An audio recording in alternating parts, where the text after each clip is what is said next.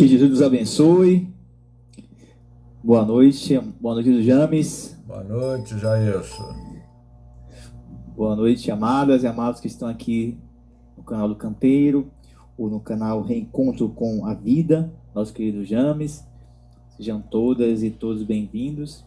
Vamos dar continuidade ao nosso estudo. Nós estamos estudando, nesse momento, a obra Trigo de Deus, né, do universo das obras de Amélia Rodrigues, que é a proposta desse trabalho das obras de Amélia Rodrigues. Nós estamos trabalhando a obra Trigo de Deus. E hoje, conforme anunciamos semana passada, vamos estudar o capítulo 11, Ele era cego. Nós vamos fazer nossa prece inicial, e aí assim vou passar a palavra ao nosso querido James, para que ele possa dar prosseguimento a esse trabalho de amor. Só um momentinho, deixa eu pegar aqui. Então, um fundo musicalzinho aqui, ó, dos que não tenha direitos autorais. Deixa eu ver aqui. Aquela que a gente bota sempre, que não tem direitos autorais, essa aqui. Vou fazer nossa prece para iniciarmos os nossos estudos.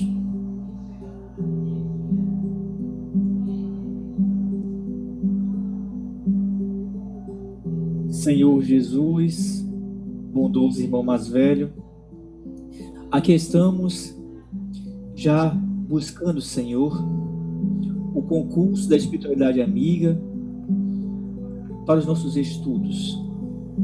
Aqueles companheiros que estão à frente das reflexões que são feitas a respeito do teu ensinamento, Senhor, especificamente através desse projeto construído por Amélia Rodrigues. Permite, Senhor, que possamos estar receptivos às boas ideias trazidas por eles, para que tudo aconteça da melhor forma. Inspira, Senhor, nosso querido James, que é um facilitador desse trabalho, para que ele possa bem conduzir a atividade, trazendo para nós a oportunidade de reflexionarmos em torno dos teus ensinamentos, mestre. E assim, Senhor, confiantes no teu auxílio, no amparo da espiritualidade amiga, em teu nome e com tua permissão, nós iniciamos. Que assim seja. Que assim seja. Tirar aqui esse vídeo, tirar aqui a musiquinha também, baixar ela tudo aqui. Vou dar uma casa aqui pra cá. Só um momentinho, agora. Isso. Então, querido James, a palavra está contigo. Já estamos online, gente. Se você quiser, puxa o link lá no nosso grupo. Se quiser estar conosco aqui, diretamente conosco, na sala aqui de estudos, está aí o link do StreamYard. Tem também aí o link do canal do YouTube do Canteiro. E eu não sei se o James chegou a colocar lá o link também do canal do nosso querido James, Reencontro com a Vida. Não coloquei não. Não? Mas você pode chegar lá também através do vídeo que eu postei aí, o vídeo que tá postado lá no canal de James, que é o link que nossa querida tá feito em IA, né, Amélia Rodrigues novinha. Isso, é. Lá você acessa o canal de James e tem acesso também ao vídeo que está sendo agora feito online, diretamente lá, essa transmissão aqui agora, tá bom? Então é isso, então James, fica à vontade. Meus queridos amigos, que o Mestre Jesus ilumine os nossos corações, permita a todos que a gente possa trazer mais pequeninas estrelas em nossos corações diante de tantas turbulências emocionais, não é? Esses dias que nós estamos vivenciando são momentos delicados, momentos de profundas reflexões das ansiedades que a sociedade odierna vem atravessando. Muito boa noite aos caros amigos do Canteiro de Fraternidade. Muito boa noite também aos caros amigos do canal Reencontro com a Vida. O estudo de hoje ele é muito breve, mas de uma profundeza magistral. Eu diria que foi um dos momentos mais significativos da história de Jesus na Terra, um dos momentos de uma das curas que impactou o povo daquela época. Era o cego de nascença. Amélia Rodrigues, ela vai nos apresentar, como sempre, de forma poética, o cenário, a paisagem e o que é ser cego de nascença. E ela faz um comparativo dos cegos da atualidade, não é? Dos cegos morais, dos cegos espirituais, e também vai fazer um comparativo das Betsaida da atualidade. E ela inicia da seguinte forma: Betsaida era, ao tempo de Jesus, uma aldeia quase insignificante a noroeste do lago de Tiberíades. Suas terras férteis respondiam às necessidades de todos quantos ali viviam. Quase desconhecida, a pequena Betsaida beneficiava-se do clima ameno, que resultava do imenso lago próximo, cujas águas repousavam na profunda fossa de Gor, ou seja, né, esse lago, ela está se referindo ao lago de Genezaré, o mar da Galiléia, e que ficava nessa fossa de Gor, né? A pouca distância das águas piscosas, constituía um lugar bucólico, não é? E agradável, paisagem quase obrigatória dos viajantes que demandavam as regiões altas. Um lugar bucólico é um lugar simples, sem muita movimentação. E seria esse cenário que ocorreria algo de extraordinário, de fenomenal, né? Passagem obrigatória dos viajantes que demandavam as regiões altas. Em Betsaida nasceram Pedro, André e Filipe, não é? Os três mais tarde se tornariam os apóstolos,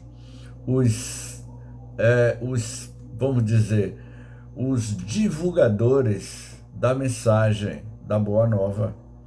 Homens simples e sem cultura escreveriam com as suas vidas a epopeia do amor, incorporando-se à Galiléia dos heróis da nova era. Jamais lhe havia passado pela mente a dimensão da empresa que ora iniciavam. O seu mestre, a quem amavam, arrebatava-os, e o conteúdo do seu discurso fascinava-os, todavia. Faltava-lhes sensibilidade, penetração de consciência para aquilatar a grandeza, todo e o significado da resolução que o jovem Galileu lhes propunha. Ou seja, Pedro, André e Filipe, eles não tinham ideia, não é, Jair, da dimensão do trabalho espiritual que o Cristo estava por realizar, a grandeza, a soberania espiritual do Cristo. Então, André, Filipe e Pedro, eles não tinham noção desta grandiosidade, Jair. Mas vamos fazer uma observação aqui, meus caros amigos. Vejamos bem, para que a gente, no segundo momento, possa comentar. André, Filipe e Pedro, eles reencarnaram. E toda a reencarnação há um planejamento reencarnatório, ok? Houve um planejamento reencarnatório de Pedro? Sim. Houve um planejamento reencarnatório de André? Sim. Houve um planejamento reencarnatório de Filipe? Sim. E quem elaborou esse planejamento reencarnatório desses espíritos? André, Filipe e Pedro, ele tinha os seus mentores espirituais da época. Então, no mundo espiritual, eu estou criando uma hipótese dentro de uma lógica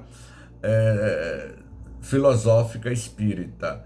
É evidente que antes, Jailson, deles reencarnarem, eles sabiam desta missão de que eles iriam assumir ao lado de Jesus.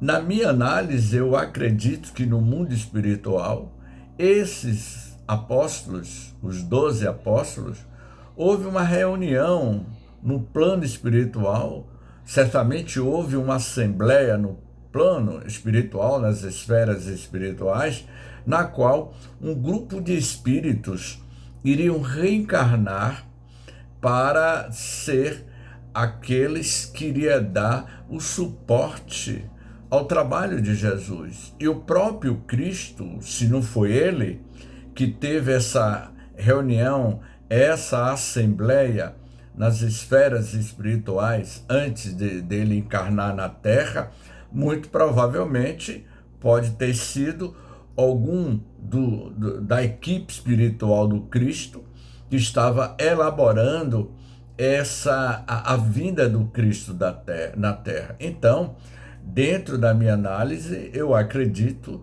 que esses espíritos e aqueles que seriam beneficiados, que é o caso do cego de nascença, não é? Muitos seriam beneficiados.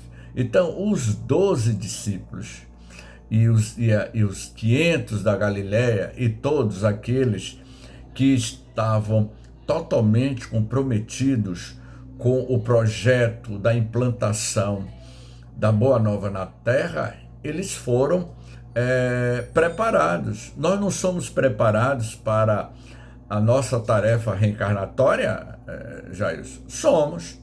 Então, muito provavelmente, esses apóstolos, eles foram treinados, foram preparados, foram orientados, e eles, eu acredito que eles, ao reencarnar, traziam no seu inconsciente profundo a sensação de que eles fariam parte desta grande revolução para a história das sociedades humanas, que era a aplicabilidade da mensagem de Jesus à Terra. Depois a gente vai comentar mais sobre isso, Jailson, né? Jamais lhe havia passado pela mente a dimensão da empresa que ora iniciavam. O seu mestre, a quem amava, arrebatava-os, e o conteúdo do seu discurso fascinava-o, todavia. Faltava-lhe sensibilidade, penetração de consciência para aquilatar a grandeza toda, o significado da resolução que o jovem Galileu lhes propunha. Aquelas palavras que fluíam da sua boca, como labaredas flamejantes, incendiavam-lhes as modestas aspirações, No entanto, tímidos, a sua percepção não os projetava além dos breves limites geográficos dos lugarejos e cidades ribeirinhos, no máximo das margens do mar da Galileia, não é? Que lhe pareceria imenso, face à sua extensão de 20 quilômetros de comprimento por 10 quilômetros de largura. Era aproximadamente o tamanho da Baía de Todos os Santos, entre Porto da Barra, Mar Grande, em linha reta, não é isso, Jailson? São 10 quilômetros. Então, pegando lá da saída da Baía de Todos os Santos para Mar Aberto até as costas da Ilha do Medo, enfim, deve dar mais ou menos aí uns 20, 23 quilômetros aproximadamente, não é? Por esses e outros fatores, a pequena Betsaida entraria na história dos fatos estoicos da Boa Nova e pareceria à posteridade um risonho lugar cercado de rosais delicados, verdejantes na sua policultura doméstica. Nos arredores de Betsaida vivia um jovem que era cego. A cegueira é amarga provação. Os olhos são a candeia do corpo, como ele próprio o dissera. Graças a essas lâmpadas luminescentes, o ser pode deslumbrar-se com a beleza da paisagem, penetrar o insondável das coisas, entender o mistério da vida. São os olhos, as janelas abertas para o firmamento, para o fascínio dos astros. Ser cego, olha aqui, é permanecer no sombrio corredor da solidão emocional. Eu vou grifar aqui. Ser cego é permanecer no sombrio corredor da solidão emocional. Olha que coisa. A cegueira torna-se fardo pesado, especialmente quando ocorre na juventude. Disse que aquele que nasceu cego, porque não tem conhecimento da luz, certamente não experimenta mais profunda frustração, mais angustiante aflição. Estar acostumado, não é? Assevera-se, assim se disse, porque não se conhece a marcha pela rota em sombras. O jovem era cego do corpo e desejava enxergar. Não havia, porém, possibilidade, perspectiva alguma para esse tentame. Era um jovem e ele chegou a uma conclusão que ele jamais voltaria a enxergar. Mas, muito provavelmente, ele deve ter ouvido o burburinho de um Messias que curava. E a tua fé, que transportou os obstáculos das tuas próprias montanhas interiores, ele foi até o Cristo receber esse mestre de amor. Entregue a sua realidade, seguiu o passo lento, sem aspiração em favor de um amanhecer clareado pelo sol da alegria visual. Eu fico imaginando a emoção desse jovem, não é? Que possuía essa cegueira e não sabemos qual era o tipo de cegueira que ele tinha, se era um glaucoma, uma catarata, o que provocou essa cegueira de nascença, e como Jesus operou, não é? através do seu ectoplasma para a restituição de uma visão que é algo muito delicado, né? Ele era cego e quase feliz. Olha aqui, ele era cego e quase feliz. Então, ele não se lamentava, era quase feliz, não é? Quase feliz porque há outros cegos, aqueles que enxergam, porém não querem ver a verdade, não procuram discernir. Ele era cego e era quase feliz. E aqueles que enxergam são verdadeiros cegos, não é? Das naturezas humanas.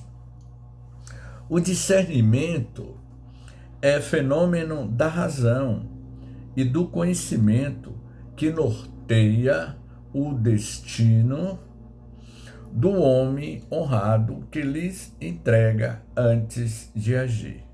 O cego do espírito, olha o que a Amélia diz aqui. O cego do espírito, aquele que se recusa a utilizar a consciência que discerne na aplicação dos valores éticos, este sim é realmente infeliz. Vamos analisar aqui esse trecho? Ou seja, uma boa parcela dos seres humanos, não é cego do espírito. São indivíduos que recusam a utilizar a potencialidade da tua própria consciência, que busca o discernimento na sua aplicação dos seus valores éticos no cotidiano da tua vida. Então esses realmente são infelizes, cegos da alma, cegos do espírito. E ela conclui de forma tão profunda: o cego dos olhos tropeça nos caminhos por onde segue os seus pés. O outro, o da alma, corrompe os sentimentos e destroça os valores íntimos da dignidade da paz. Ponto. E aí, ele vai falar o impacto emocional que teve na mente e na alma deste jovem. Aquele jovem, sabendo da presença de Jesus em Betsaida, acercou-se com ansiedade e, sem palavras, rogou socorro. Ele pedia socorro com o coração. Era o seu um apelo profundo que partia do coração. Era um apelo da alma, dos sentimentos, das fibras mais íntimas da tua alma, pedindo: Senhor, Senhor, tende compaixão de mim. Era um apelo que saía das fibras íntimas da alma daquele jovem. Nele misturavam-se aspirações e receios, necessidades e também incertezas se ele seria curado, não é? Ele estremeceu a alma de esperança e aguardou ansioso. Ele estava ansioso para ter este alto encontro com Jesus. O amigo divino, que penetrava o mundo íntimo de todos, recebeu-lhe a rogativa e compreendeu a sua aflição. Ou seja, Jesus, não é?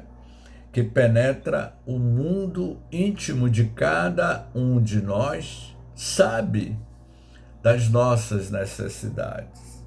Jesus amava as criaturas e o seu amor era feito de compreensão e ternura.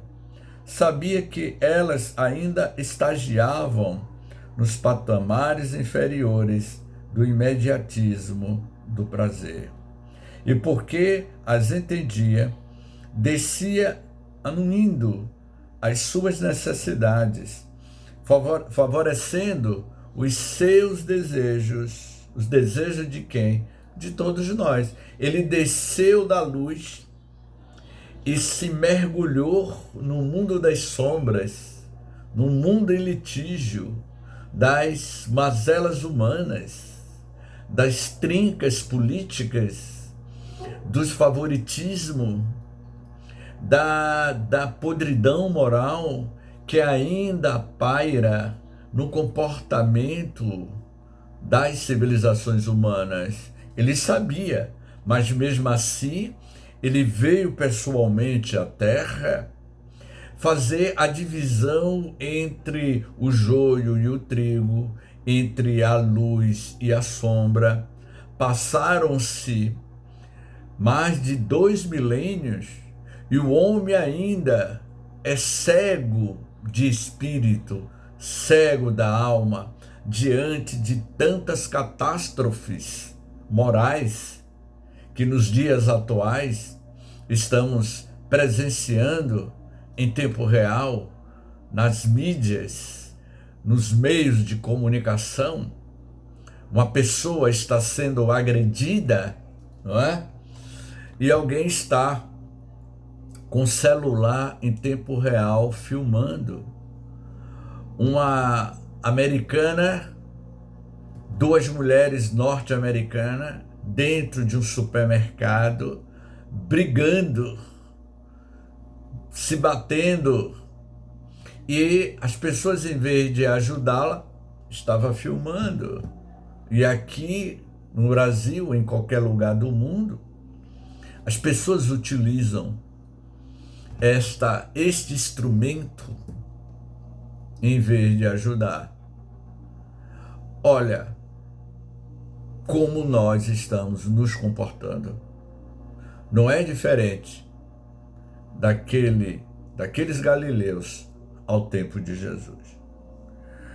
O Senhor tomou o jovem pelas mãos e levou-os aforas da aldeia. Levou para a periferia da aldeia.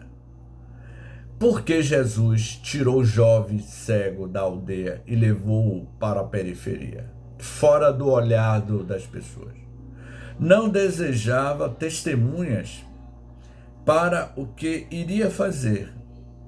Seria uma terna ação de amor, discreta e rica de bondade. Tão logo se encontrou a sós com o ansioso candidato à luz dos olhos, emudeceu os dedos com saliva. Ou seja, ele colocou um dedo na boca, melou de saliva e tocou-lhe a vista. Como isso é possível? Umedeceu o dedo com a sua própria saliva e passou no olho do cego de nascença. Qual foi a composição energética da saliva de Jesus? Havia um composto diferenciado na saliva de Jesus? A saliva de Jesus estava magnetizada? Qual era a potencialidade magnética da composição molecular? Porque a saliva, ela é líquida. Qual era o componente energético que pairava naquele momento para estabelecer a restituição das cordas coronárias, ou perdão, do olho do cego, do jovem cego? Ele estava com um glaucoma? Seria um glaucoma? Seria uma catarata? Que tipo de doença ele tinha para ser cego? Catarata, glaucoma? E como foi realizado esta cirurgia Há 2000 anos atrás, há um capítulo do livro dos Espíritos que fala sobre o poder do magnetismo. Jesus era uma usina nuclear ambulante. Jesus é esta usina nuclear da luz divina, porque ele afirmou: eu sou a luz do mundo. O que é a luz do mundo? A luz do mundo é a essência das essências primordiais do Criador, como disse Humberto Roden. Humberto Roden escreveu uma série de literatura e há um livro que ele fala sobre Paulo de Tarso, o Criador, aquele que criou. Então, eu sou a luz do mundo, eu sou esse fascículo de luz materializado na Terra em forma humana e me acoplei transitoriamente em um corpo biológico que neste momento se expressa para vocês. Então, eu vim do ventre de uma jovem mulher e aqui estou em espírito e em verdade, para não derrogar as leis biológicas da Terra. Eu sou constituído de um corpo físico, mas a diferença do perispírito de Jesus e do perispírito de James Ney, de Luzineide e de Jailson e de todos nós, eu vou dizer qual é a diferença. Chico Xavier, na década de 60, foi visitado por uma equipe de cientistas da NASA. Eles trouxeram em suas bagagens a máquina Kirlian. A máquina Kirlian é aquela máquina que fotografa a aura humana. Naquele momento, eles queriam estudar a paranormalidade de Francisco Cândido Xavier, para tentar dimensionar o tamanho da luminosidade da aura de Chico Xavier. E ao fotografar, eles ficaram estupefatos, boquiabertos, espantados pela dimensão da luminosidade da aura do Chico. Eu estou falando de Chico Xavier. Era de 10 metros quadrados de luminosidade. Sabe o que é 10 metros quadrados de luminosidade? Dá para clarear todo um quarteirão de luminosidade. Seria mais ou menos isso. Salvador, Ilha de Taparica, blackout total. Entre Salvador e a Ilha de Taparica houve um blackout total. Tudo às escuras. E aí, todos nós, passando em um avião sobre a Baía de Todos os Santos, a 11 mil metros de altura, a 11 quilômetros de altura, entre Taparica e Salvador, sobre a Baía de Todos os Santos. Tudo às escuras. E de repente, você olha pela janela do avião, às escuras, você vê lá, ali, vamos dizer, ali na praia, na beira-praia de Mar Grande, um foco de luz irradiando, iluminando toda aquela região. É isso, a luminosidade da aura de Chico Xavier. Se Chico tinha essa aura de 10 metros quadrados de luminosidade, então, qual seria a dimensão da luminosidade do Cristo? A minha curiosidade me levou a também querer saber, Jailson, qual era a luminosidade da aura de James Ney. E eu paguei caro na época. Paguei uma fortuna para saber, porque na época eu estudei aquele livro, O Corpo Elétrico, e eu querendo entender que o nosso corpo é uma composição química energética, e eu queria saber qual era o tamanho da minha luminosidade também. Se Chico tinha 10 metros quadrados, Luzineide, eu também queria saber qual era a minha luminosidade, e eu paguei caro lá no Shopping Barra na época, na câmera Kirlian, e tirei uma foto do meu dedo polegar esquerdo. Quando saiu o resultado, foi uma decepção total. Não deu nem meio milímetro de luminosidade. Era menos de meio milímetro de luminosidade. Eu disse: James, cada um de nós temos a luminosidade que nós produzimos com o nosso estado de consciência. Ou seja, naquele momento que eu tirei a foto da minha aura, isso tem mais de 30 anos atrás, a minha luminosidade era aquela. Só que ela vai flutuando, ela flutua, ela muda a aura, a cor da nossa luminosidade, ela muda de acordo com o nosso padrão mental. Só que Chico, ele mantinha o padrão mental, 10 metros de luminosidade. Então a pergunta aos caros amigos que nos acompanham aqui pelas redes sociais: eu sou a luz do mundo, ele é a luz do mundo, ele é o médio de Deus, não tinha espírito para se incorporar em Cristo, ele é a luz do mundo, e sendo a luz do mundo, espírito obsessores não iria se aproximar da luz do mundo, como alguns acham que Jesus sofreu a tentação. Então, ao curar o cego, era luz, ele era pura energia, acoplado, o seu perispírito era algo incomensurável.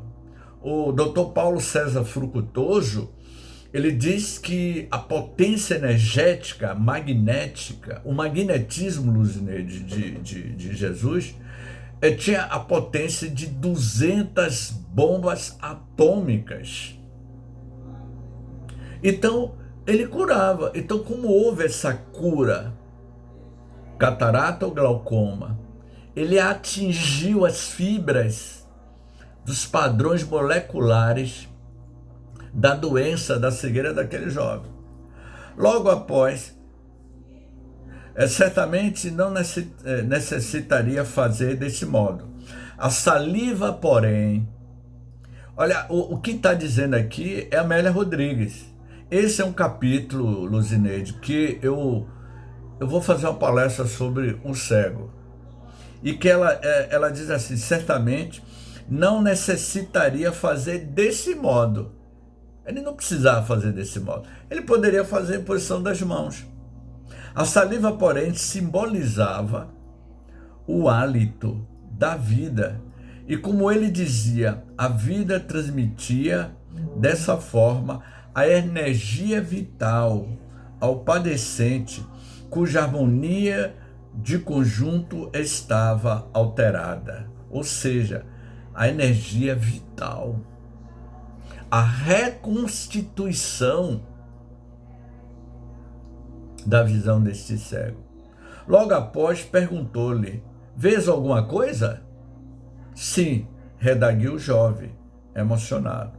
Vejo os homens, vejo-os como árvores a andar. A imagem era perfeita. Sua visão das criaturas era sem contornos, sem discernimento, sem parâmetros de forma e de cores.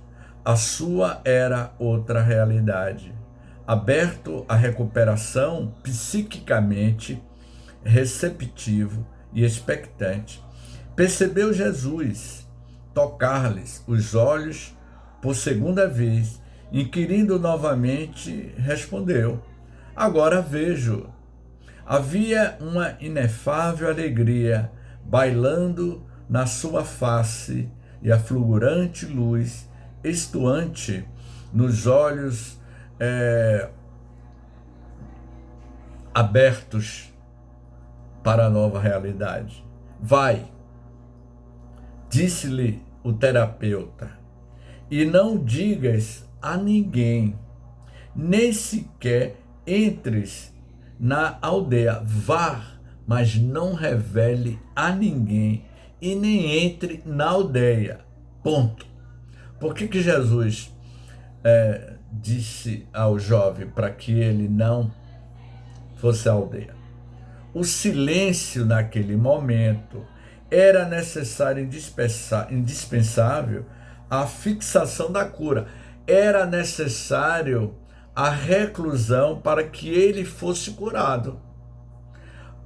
Zé Arigó, Luzineide, Jailson, ele pegava imagine, ele pegava uma faca enferrujada, enfiava nos olhos.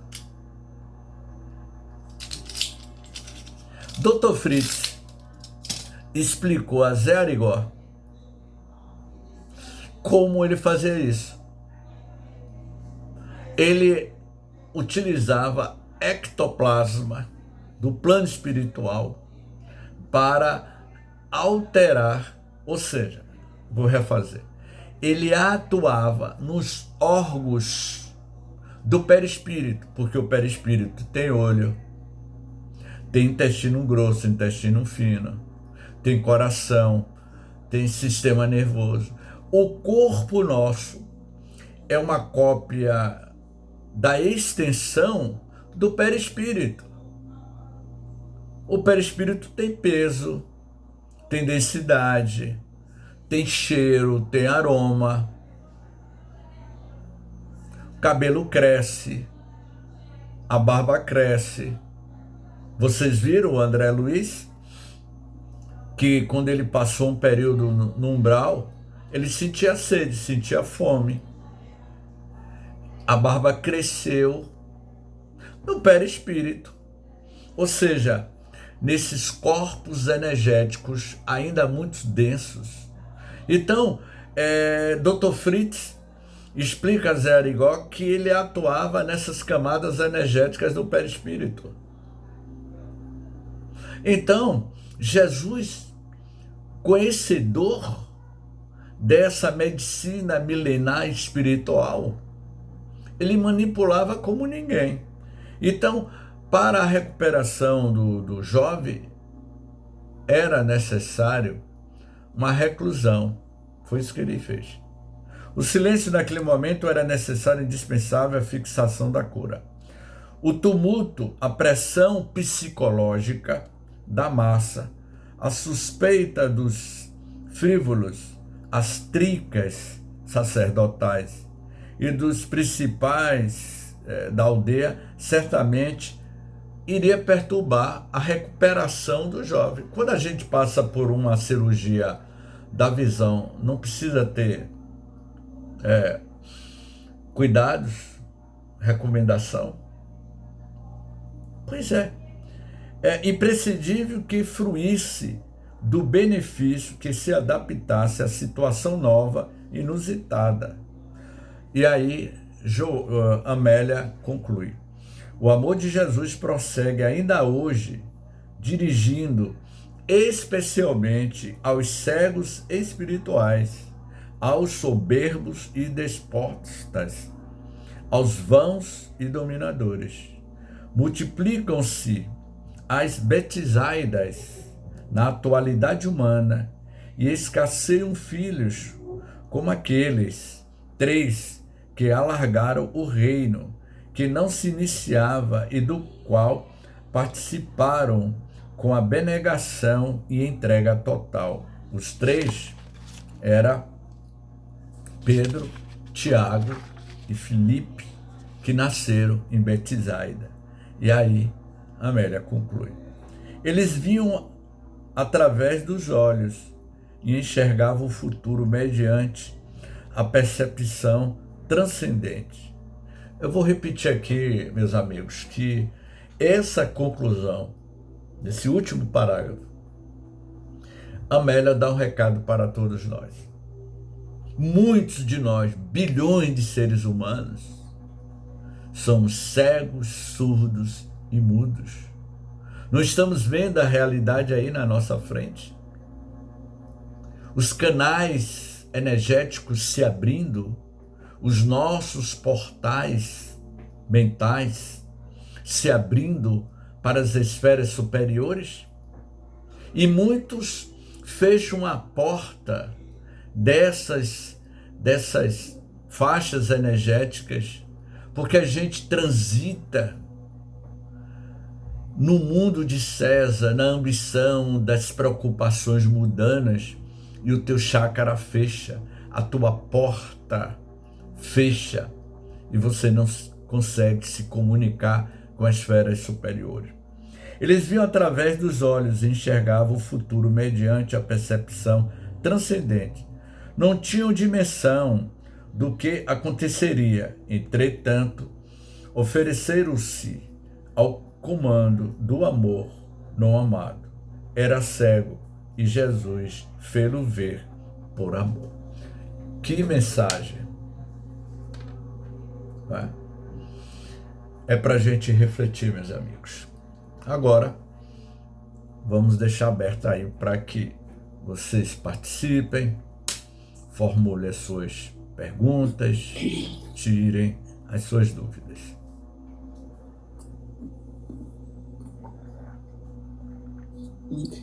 Eu já peguei assim o estudo no meio, assim, então eu entendi assim uma parte, mas eu não entendi bem a história, assim, né?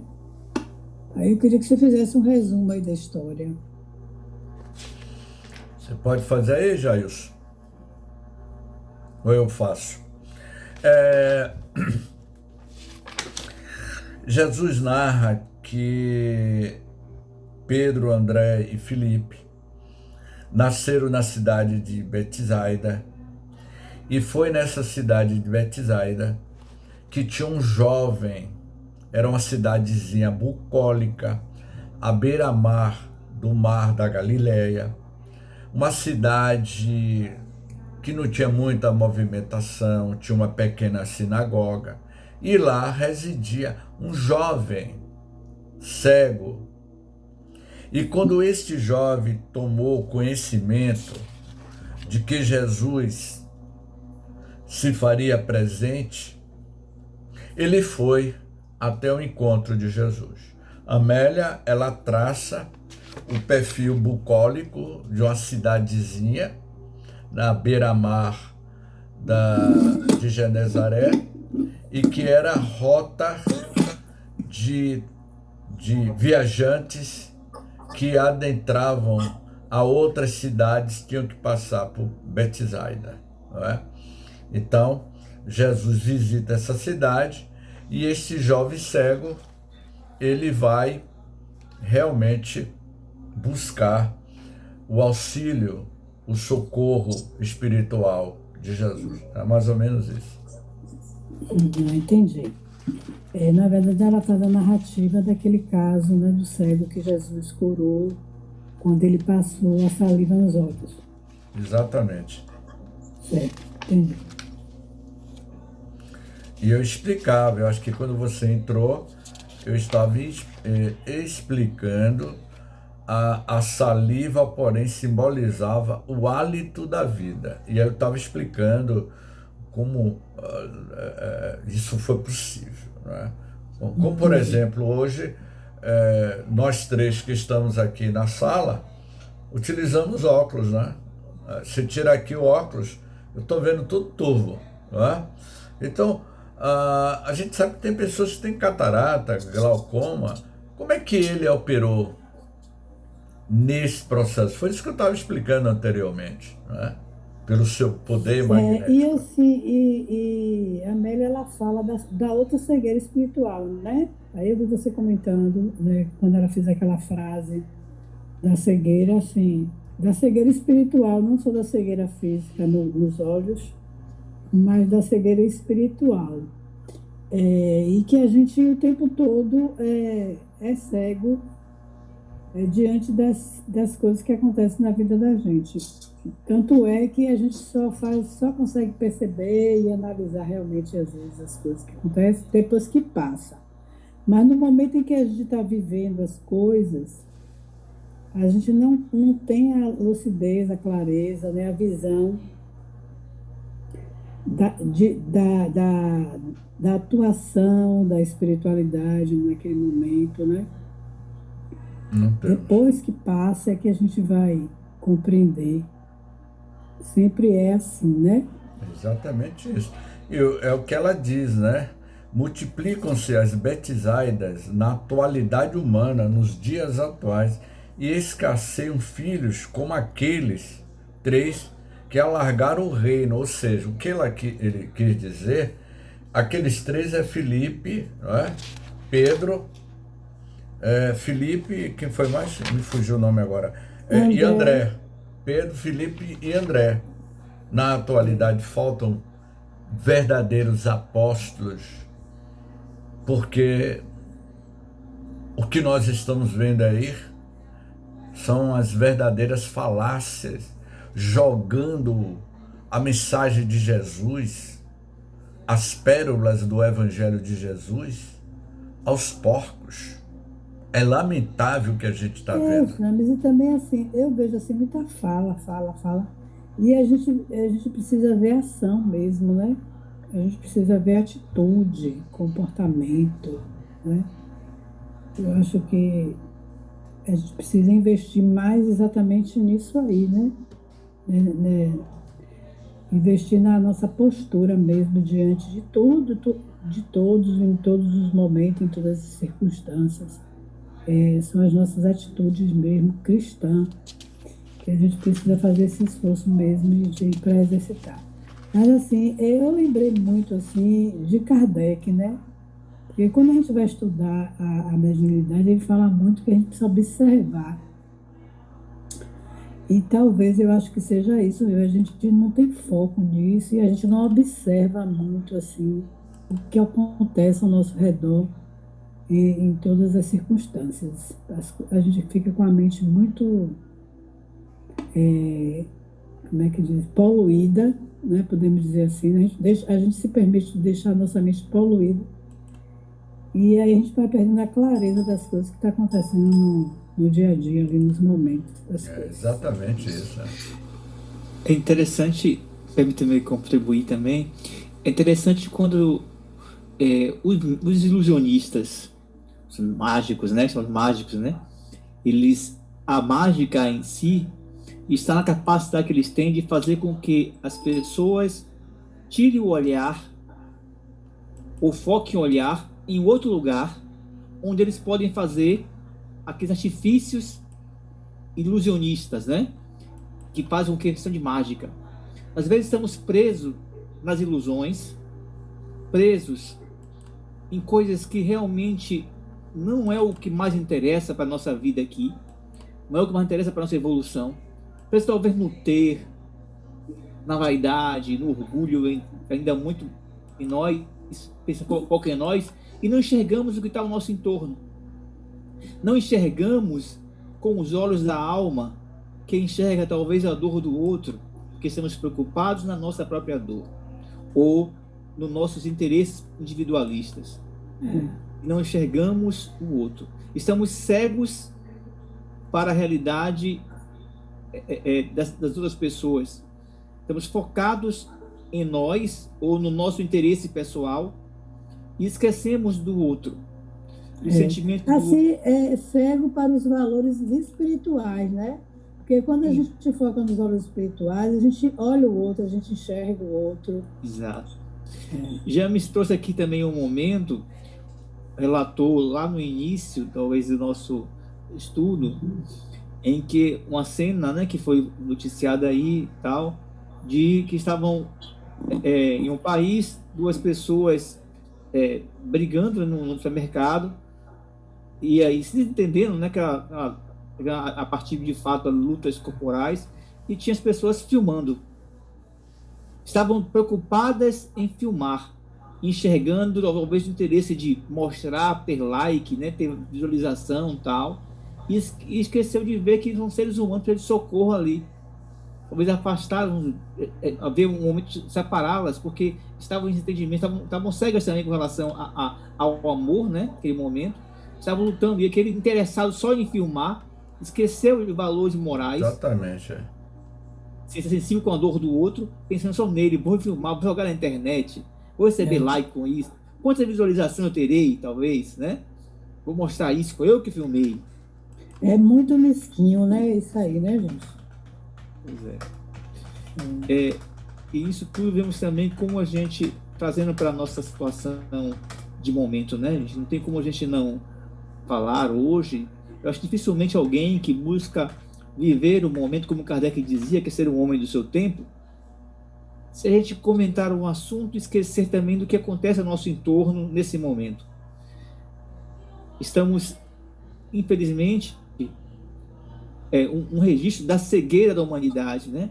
Estamos aí vendo aí questão do conflito entre nações e as pessoas, algumas preocupadas, ou nem tanto preocupadas com a situação do sofrimento daquelas pessoas que estão lá vivenciando aquilo tudo, pessoas desencarnando de formas violentas, graças, ou infelizmente, por conta dessa guerra lamentável, da cegueira humana, do egoísmo, do orgulho, da vaidade, da prepotência, do se julgar poderoso. Isso. Exatamente. E narram-se as coisas com naturalidade. Já a pessoa dizer assim, não, vamos assassinar tal pessoa, tal líder. Assassinar e pronto. E deve falar isso com naturalidade. Uma bomba caiu na escola e matou, e tantas jovens estudantes morreram. Pronto, e pronto. É algo assim normal, sabe? Ela fala assim, naturalizando algo que não é natural. E fala-se assim.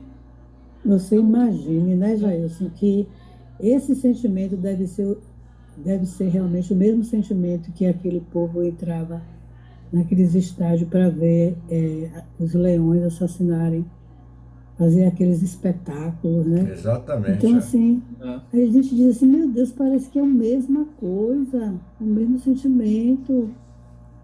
As pessoas ficam assim, contemplando, divulgando, naturalizando isso como se isso fosse rotina, né? Isso. E às vezes até comemorando. Não, eu ganhei, eu fiz isso, fiz aquilo, ganhei. Sabe, ganhei. Ah, eu consegui atingir tal coisa. Matei tal, fundei uma embarcação com tantas pessoas que morreram. Ganhei.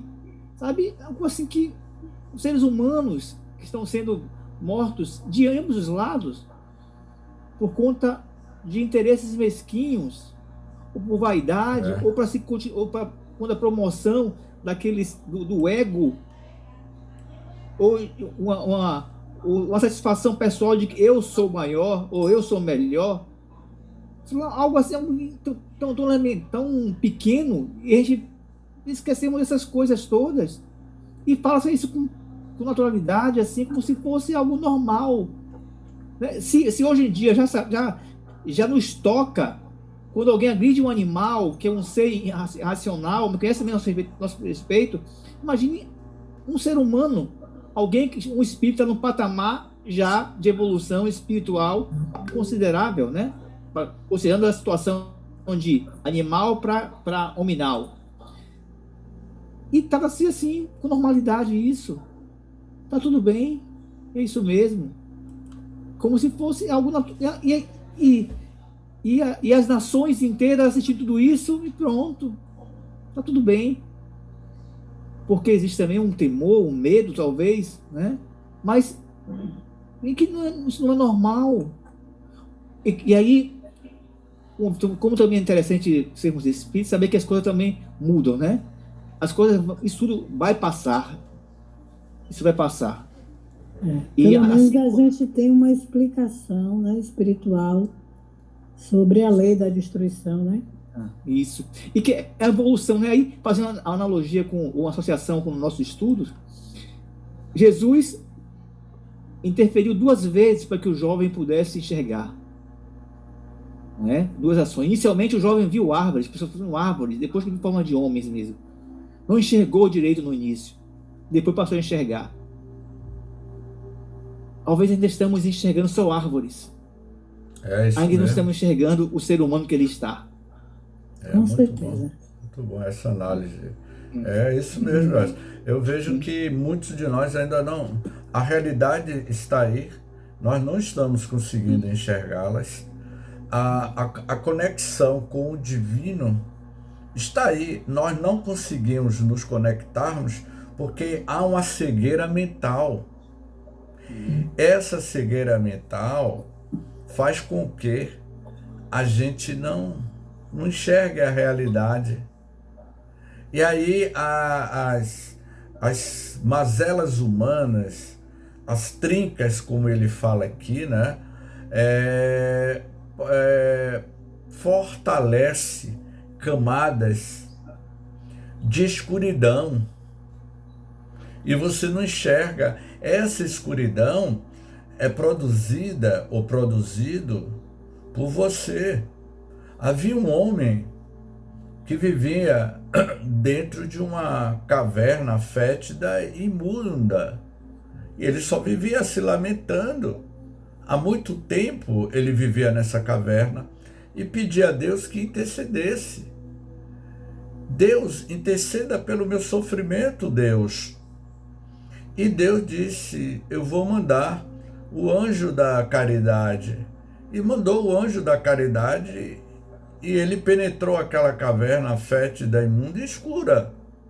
O anjo da caridade tocou o coração daquele homem, deu um sinal de esperança e saiu. Com o passar do tempo, ele voltou a se lamentar. Deus, intercede pelo meu sofrimento. Eu estou nessa caverna fétida, imunda e escura há muito tempo, Deus. Permita eu sair deste sofrimento. E aí Deus manda o anjo da misericórdia. O anjo da misericórdia penetra na caverna, toca o coração daquele homem, o homem agradece, mas ele volta a se lamentar. No terceiro momento que ele se lamenta e pede a Deus para interferir pelo seu sofrimento, Deus diz, ora, eu já mandei 2 anjos e ele não se tocou, então agora eu vou mandar o anjo da verdade. E o anjo da verdade, ao penetrar a caverna fétida, imunda e escura, quando ele chega, a verdade é a luz divina total. A verdade é a luz eterna. E quando o anjo da verdade penetra a caverna, há um clarão dentro da caverna e aquele homem enxerga a si mesmo e ele percebe que aquela escuridão fétida, imunda, aquela escuridão que pairava ali dentro da caverna era produzido por ele mesmo. Ele era o próprio que produzia a sua sombra, a sua cegueira naquela caverna. E não suportando a luz da verdade, ele fugiu. Então isso é uma fábula que se conta que nós somos esse indivíduo que vive dentro de uma caverna fétida, imunda e escura, buscando a ajuda de Deus. Ele sempre tem interferido sobre nós. É a gente que não se permite abrir para enxergar a luz da verdade. A luz da verdade está aí. É a gente que não enxerga. Mas não é a gente não se permite, não, gente. A gente não tem coragem. Exatamente de enxergar isso. Quem somos, porque a gente sabe que tem muita coisa que a gente não quer ver. Que a gente sabe. Mas quando eu gente, digo não se ainda permitir, essa questão da Entendeu? coragem não se permite. E que É a falta de quer coragem. esconder essas coisas que a gente ainda possui dentro da gente. É exatamente Que é a nossa isso. sombra. Não se permitir é não ter essa coragem, essa fé, como a gente comentou na semana passada. Não é? Então, essa metáfora da caverna é exatamente isso. A fetidão, a escuridão, a escuridão, não existe escuridão. Não existe escuridão. É por A isso escuridão- que a gente tem muita dificuldade a de es- fazer o autoconhecimento. A escuridão é de produzida conhecer a si por próprio. cada um de nós. A luz é eterna, a sombra é passageira. Então a escuridão existe porque eu, o ser humano, ele é o gerador da sua própria sombra. E ele só enxerga escuridão. E Hermance Dufour fala que o autoconhecimento dói. Entendeu?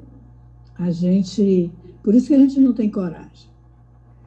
E ela até traz um autoconhecimento de uma forma bem suave, né? Que ela diz assim, ela tem um livro que ela fala, o autoconhece-te a si mesmo sem martírio, né? Sem sofrimento, sem culpa, né? E essa falta também de entendimento, de compreensão, de auto-amor, que também dificulta muito esse autoconhecimento.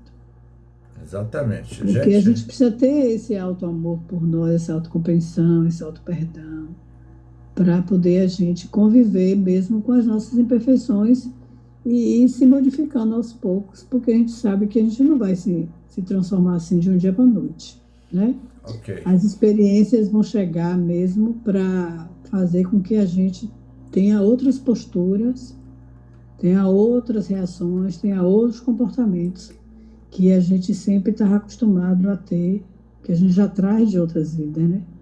Por isso que as experiências chegam para poder dar a oportunidade da gente estar se reconstruindo. Pois é. Então, o horário está avançando. Eu vou ter que ir para outra sala daqui a pouco, então preciso ter um intervalo aí para respirar, né, Jairson? Jairson, assim que você terminar de gravar... E você melhorou, James? Estou bem, sim. Estou bem. Tomou café? Está sendo gravado, Luzineide. Desculpe. Já estaremos aqui. Que a gente fica um pouquinho, quase um pouquinho. Ok. Já. Um abraço a todos, muita paz e até a próxima semana. Não vai fazer a prece, não, gente? Pode sim, faça a prece. Vamos fazer a oração, né? Uma reflexão tão importante como essa. A gente não pode deixar de agradecer a Jesus e aos espíritos amigos que conduzem esse estudo, que a gente sabe que nós não estamos sozinhos, né? Além dos nossos anjos guardiões que estão presentes conosco, tem os dirigentes desse trabalho. Então, nós queremos agradecer a esses irmãos amáveis, né? Solidários com o nosso processo evolutivo,